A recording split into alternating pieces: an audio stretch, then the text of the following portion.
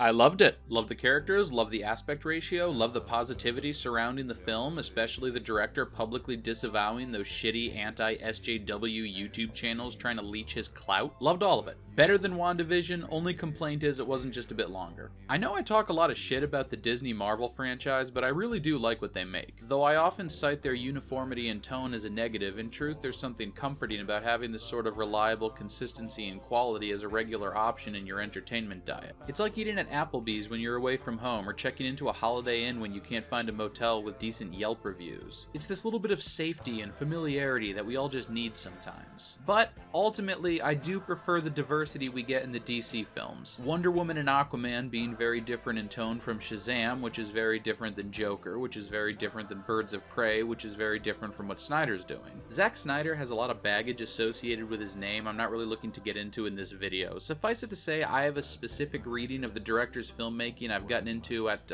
some length in other videos. You can go check those out if you're curious. The fact is, there is a certain type of individual who, for whatever reason, is simply incapable of discussing Zack Snyder in a way that's civilized or rational or sane. I guess I'll start with what the most people were probably the most bothered by. I wasn't particularly put off by the aspect ratio, but I'm old enough to remember the full screen versus widescreen debates of the late 90s before they started making televisions to conform to the 16:9 aspect ratio typically used in movie theaters. And the same reasoning applies here. I agree, the black bars can be kind of distracting, but you are getting more picture this way, not less.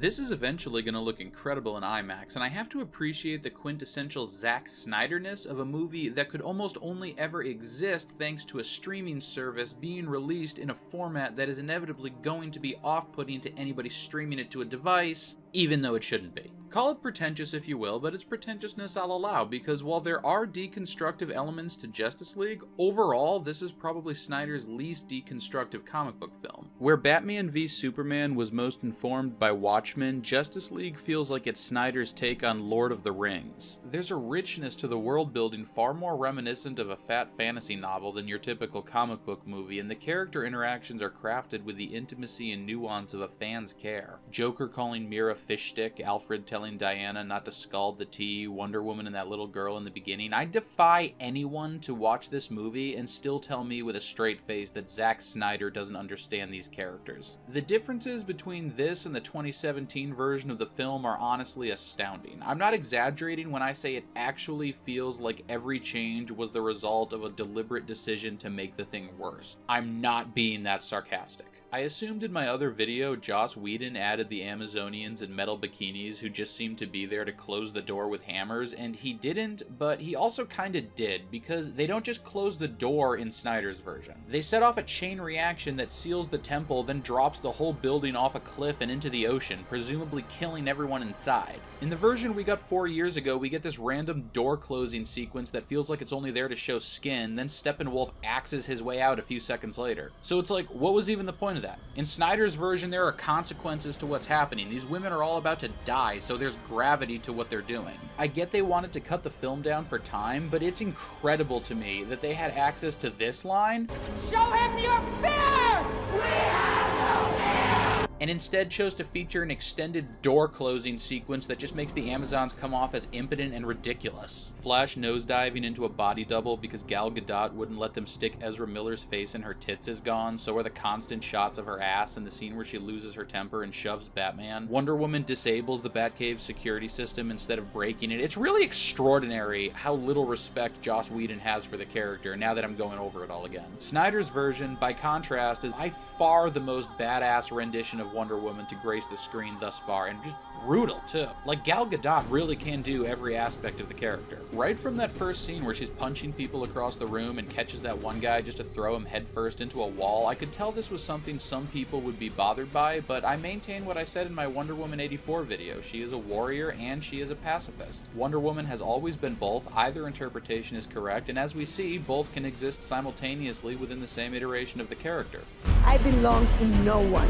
And of course she lands without breaking her heels at the shrine of the Amazons, because she's a fucking badass. I really dug the underwater fight scenes, the way Steppenwolf is depicted like a shark, Mira doing that shit with his eyes. The Atlantean stuff is all gorgeous. I'd love to see Snyder develop another story more involved with the setting. He did say something mysterious recently about wanting to direct a faithful King Arthur retelling, so who knows. Ray Fisher is utterly vindicated with this movie, Cyborg's story truly being, as the director had previously put it, the heart of the film. His character has the most complete arc, and it was cut in its entirety from the 2017 version. I hesitate to immediately ascribe all of this to racial bias on the part of the studio. Cyborg's story does get kind of dark, and there's some like body horror stuff going on, but this really does seem to be the way every character of color was treated. The Martian Manhunter, Adam, Katana back in Suicide Squad. Thirstiest young woman he ever met. Justice League fully embraces this idea in the superhero team-up of strength through diversity and accentuating the unique perspectives each member brings to the team. Aquaman having no compunction about speaking with Wonder Woman because he was raised free of his people's baggage, Cyborg communicating with the Flying Fox to make it function after Batman couldn't, and then the Flash is able to warp time and find his own way forward after Cyborg declares it's too late to stop the Unity. Normally, when the Justice League are depicted as new gods, the Flash represents Hermes, but here, with the lightning imagery, the way the asphalt crumbles beneath his feet, he's presented more like Zeus in a way that really does feel like it's written specifically for Ezra Miller. I saw someone on Twitter make the observation that the way they throw their arms out while running is reminiscent of casting thunderbolts, and I really dig how the atmosphere falls away when the Flash taps into the Speed Force and starts moving faster than light. And then as they're essentially running a new universe into existence, there are street lamps coming on as they materialize at the ends of lightning bolts, symbolizing the new timelines and possibilities being created as this barrier is broken. Make your own future.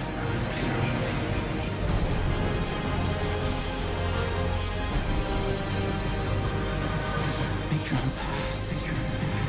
The Flash is a tricky character to adapt. He's often played for laughs, but not because he's a joke. It's because when you think about what the character can do, he might be the single most powerful member of the Justice League, and it's the only way to keep him relatable. You need a good actor to play the Flash, and they've definitely found one here. Really, the whole cast did an awesome job. Night and day difference between this and the performances we see in some of the 2017 reshoots. You can really tell everyone involved cared a lot about this movie. Steppenwolf, too, through just a handful of scenes, is given so much more characterization. It's interesting because they've made him physically more alien, but the character himself feels so much more human. And like even that "my man" line everybody was blaming on Whedon is just completely different with the added context of these huge swaths of story that were carved out. It isn't a bizarrely out of place line between two characters who have almost no relation to each other now, because we see Arthur expressing concern for this kid who just lost his father, and he's trying to be like an older guy that's there for him. Bruce buying the bank to save the Kent farm isn't him sweeping in and undoing the trauma of the previous film's events. It's an extension of Justice League's overall commentary on Batman. What are your superpowers again?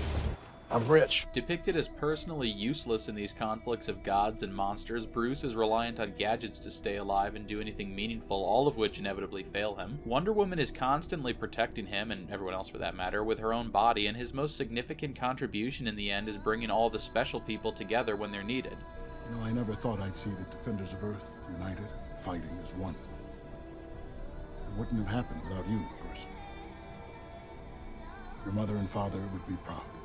I've never pretended to be an industry insider on this channel, so I won't make any kind of predictions as to whether or not we're going to see Snyder's original plan for the DC Extended Universe picked up. I've heard people say it's a pipe dream, but the same was said again and again about getting the original version of Justice League finished, and here we are. So I don't know what the odds are of the Snyderverse being restored, but I'll tell you what makes me a little optimistic about Ben Affleck's solo Batman movie. As long as you have this card, the truce. But all you have to do is tear it in half, and I'm happy to discuss with you in any way like why you sent a boy wonder to do a man's job.